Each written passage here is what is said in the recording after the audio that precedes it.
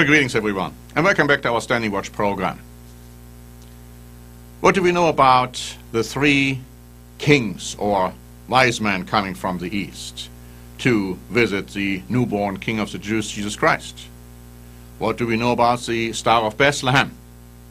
What do we know about other Christmas traditions which are being portrayed around this time of year?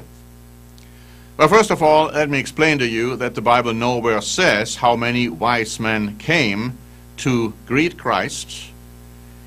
It doesn't say that there were magicians. It doesn't say that there were kings.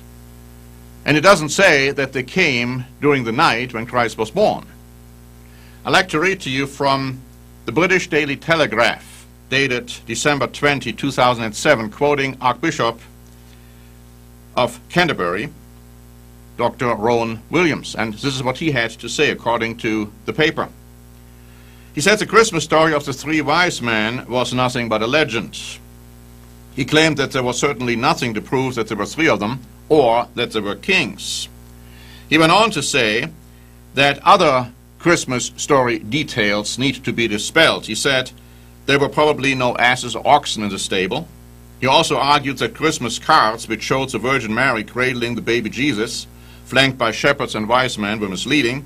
As for the scenes that depicted snow falling in Bethlehem, the Archbishop said the chances that he was born in December are very unlikely.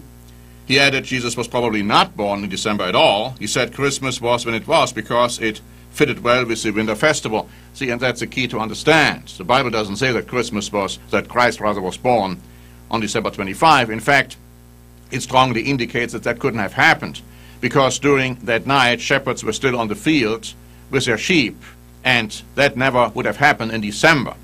The sheep would have been by that time in their stables. And there are other reasons why Christ couldn't have born in December.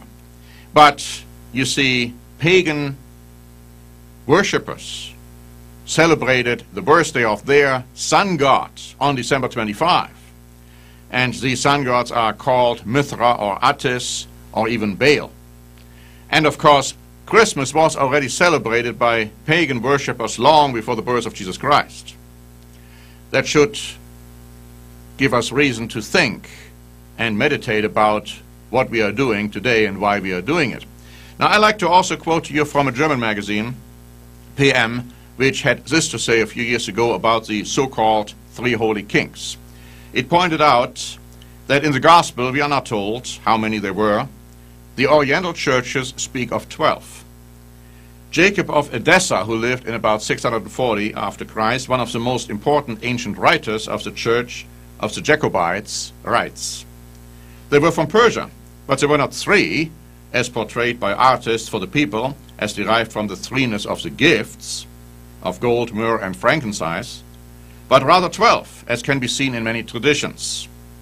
Those who came were princes and well-respected persons from the country of Persia. Many people, more than 1,000 men, accomplished them, so that Jerusalem became very excited when they arrived." And so this tradition that there were actually 12 wise men has had a long history. The Jews believed that the 12 representatives of the ancient house of Israel and Judah would come to greet the newborn king of the Jews when he was born.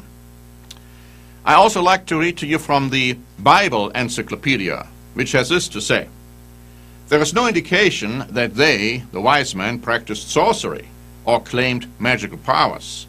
Their recorded conduct is sincere and worshipful. They appear to have researched the Old Testament and believed its prophecies about the Messiah.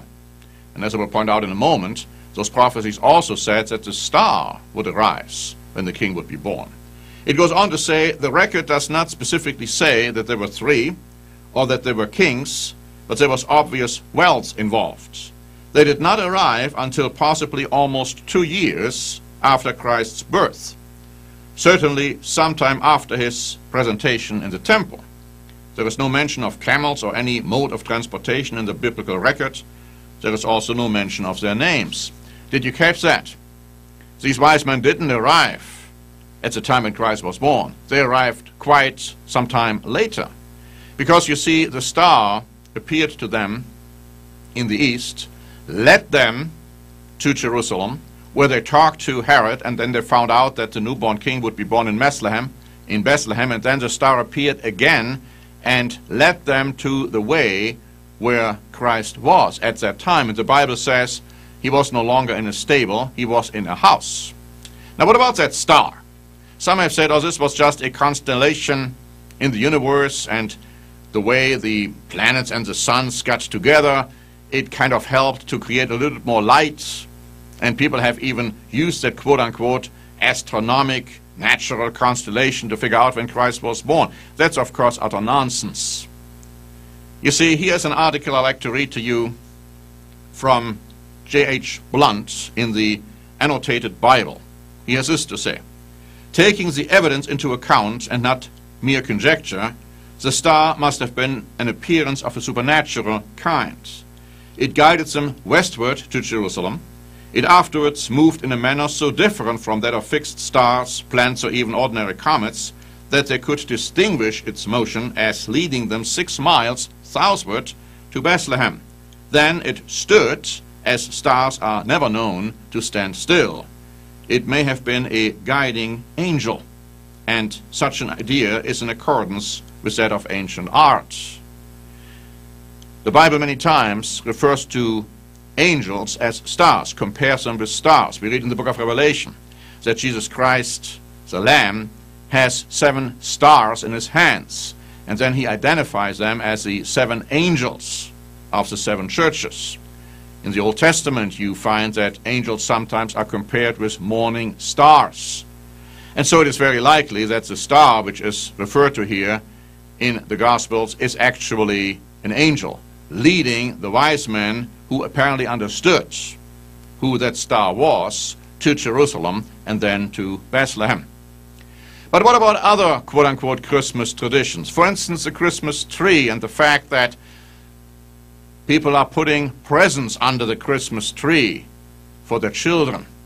Did you know that the pagans did exactly that? Those pagan gods they worshipped had a very specific idol. It was a tree, an evergreen tree, and according to legend, when they were born on, according to legend, December 25, presents would be found under that tree. Do we understand where all these traditions come from? And do we also understand that the New Testament church never kept Christmas? The Bible doesn't say anywhere that we should keep Christmas. It is interesting that the Bible specifically tells true Christians what festivals to keep, but Christmas isn't one of them. And we also understand that the origins of Christmas are rooted in paganism. And God tells us that we shouldn't worship him in the way the pagans worship their gods. Christmas is an interesting festival when we understand its origins, because it becomes a test for true Christians, whether we want to obey God or whether we want to obey the traditions of men. But God says, in vain do they worship me, keeping as doctrines the traditions of men and doing away with my commandments. Thanks very much for watching. This is Norbert Link for the Standing Watch program.